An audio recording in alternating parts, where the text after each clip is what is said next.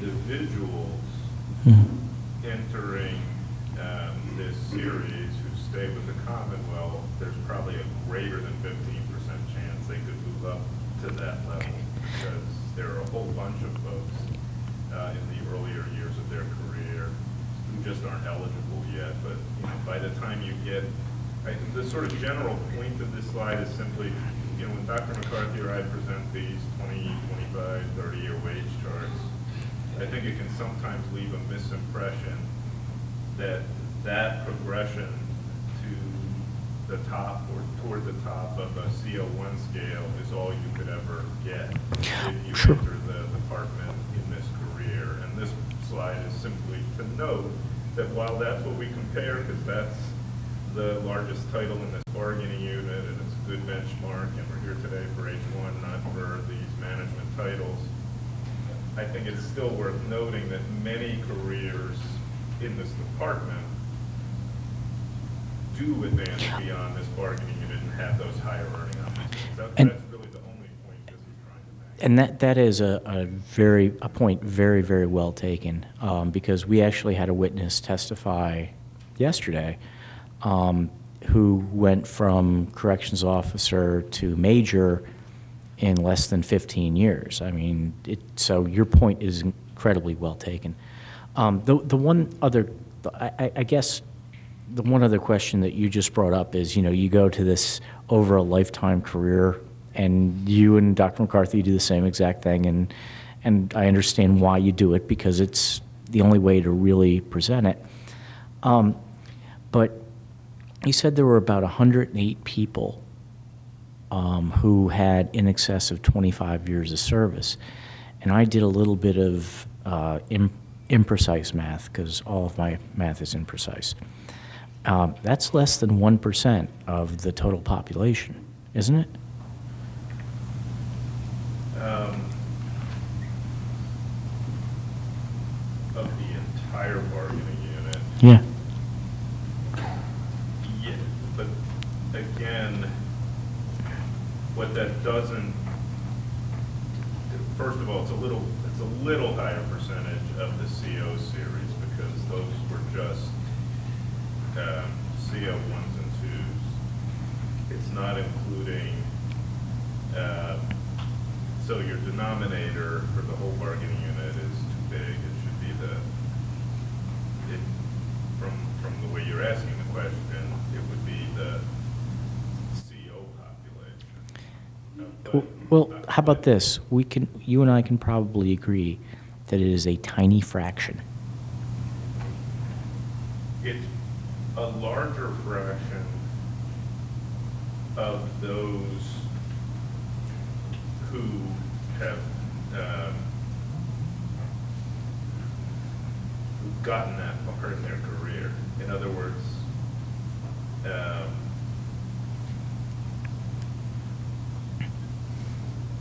we don't know how many of the people who just haven't been here that long yet will stay on test. Absolutely. And I haven't done that kind of time series or whatever, you know, kind of analysis to see how many people stay that long. This is just a look at how many. You took a snapshot. I know that there are a bunch of folks on board now who have stayed on. How many people who came in with them in the same trainee classes left earlier, and what percentage this represents of that group, I don't know. So 100 out of 9,000. But that may be, but out of the remaining 8,900 or whatever the right number is, some of those will also stay beyond 20 years when they get there. Okay. That's what we don't know. One question I did have, and just to clarify, when we were talking about, you know, figuring out what the median earnings are, does that include unemployment compensation earnings? No. No? Okay. Wages, Okay. self-employment income, overtime. And I promise, Mike, this will be the last question that I ask today of anyone. Well, it is, and you know that I've said it to you before and lied about it.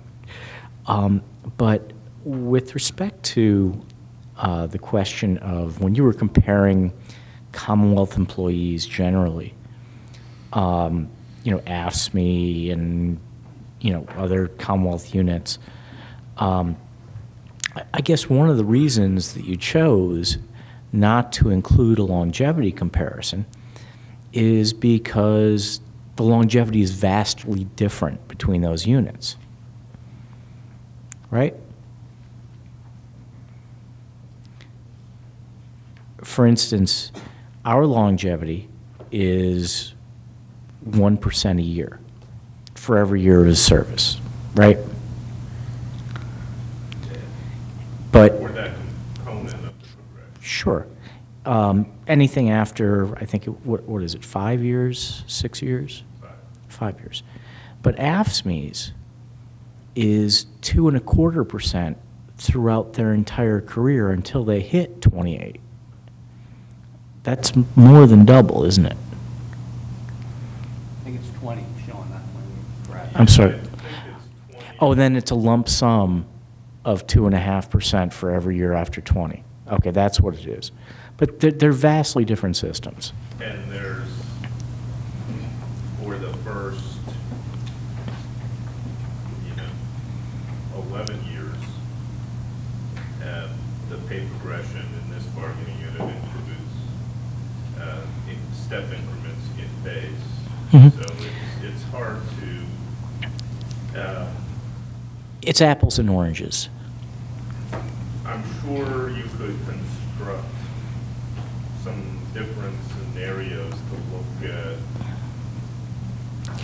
how it compares, but it would be, it would certainly vary based on where an individual is in their progression. Okay. I told you that was my last question, and now I'm going to keep my word. Mike, page 21 of your presentation. And I could have used any other states, but just to make my point here. When I look at the average annual pay comparison of these states, let's just take Ohio versus Pennsylvania. Pennsylvania is approximately 10% higher than Ohio, right? Yes. So I would expect then a Pennsylvania correctional officer to make 10% more than an Ohioan, if I said that right, correctional officer. Roughly. Roughly. There are different factors with regard to the occupational features. There are other factors that will affect pay, but as a kind of broad indicator, that would be a reasonable kind of effective pay. So then when I turn to page 22 and I look at the maximum of Ohio versus Pennsylvania, and I add 10% to Ohio, it gets Ohio to about 49, maybe 50,000, versus Pennsylvania 66. So it lags significantly there. Right? Yes, I mean, of the states, again, based not only on this factor, but others, Ohio tends to be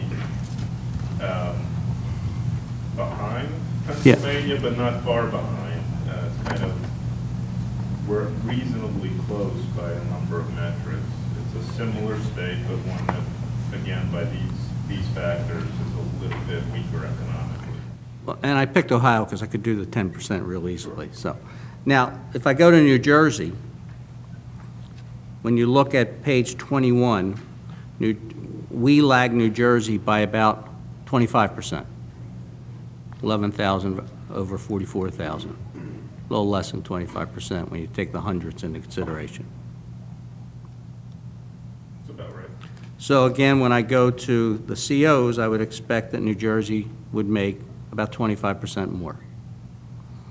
And when I go to page 22 and I true up Pennsylvania by adding 25% to the max of 66 plus, I get Pennsylvania coming out to 82.7, which would take us right in line, a little bit above New Jersey, but right in line with what what you would predict from page 21.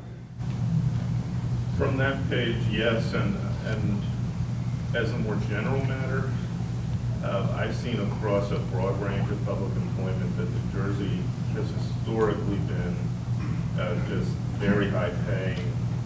Always. At the state and municipal level relative to other states across the Northeast. And that I don't think it's coincidental that there's so much labor management turmoil right now in New Jersey relative to tax pressures, proposed changes, and the like. I think they have become a bit of, while that relationship works out the way you presented it, I just think they're a bit of an outlier historically. Well, again, we're not here to solve New Jersey's problems, and hopefully we won't fall into the same predicament that they have. Now, New York. Now let's go to New York. Now, Todd has pointed out that the New York numbers do not include increases for 10 and 11. And I think Dr. McCarthy testified that it was budgeted at 3 and 4 or 3 and 3, and you said 3 and 4. So let's give them the 7%. Let's put the 7% on top of the 65,000, which would take it to about 72, a little more than 72. Probably not quite that much. Not quite. No, only about 5,000. So let's round it to 70. All right? We'll give the New Yorkers a break. Again, when I look at page 21 and I do the income proportions, New York's about 30% higher than Pennsylvania. No surprise. So if I add again on page 22, truing up Pennsylvania on that 32% or 30%, it would take it to about almost $85,000 as a New York equivalent, which is far more than even the $70,000 that we just gave New York through our sleight of hand today. Agreed? That sounds about right. Thank you, Mike. Any questions from the Commonwealth? Just one clarifying question for your slide. I was a little bit confused during your cross-examination by some of the questions. If you go to slide 10, I just want to make sure that we understand what this slide depicts. Go back to Cole Township. You were asked questions about the correction officer median salary, which is $57,787. And then you were asked, well, this number includes people that have been working for 15 years. And this includes numbers for people that have been working 10 years, correct? For the Pscoa? For the Pscoa. It includes, it's the median earnings for everyone at that facility, whether they just started last year or been there for 20 years. It's the midpoint. And so under the county, for Cole Township, you show a median of $25,321, correct? Correct. And that would also include a median for all workers over the age of 25. So someone who's been working for 15 years that may be 45. That's correct. So this is anybody over 25 years of age that's in the workforce, and the median is 25,000, correct? That's correct. And that would include all jobs, including high-paying jobs, correct? Yes, if you refer back to the prior slide, the statewide average was $33,727. So Northumberland County is, in general, a lower wage area than the Commonwealth as a whole. Yeah. Thank you. I just wanted to clarify that chart. Thank you, sir. Appreciate your testimony. We're going to adjourn for today. We will reconvene on Thursday, May 19th. Just a note, it's not at this hotel on May 19th. It's at the Sheraton Harrisburg Hershey Hotel, and that'll be on the 19th and the 20th. Thank you.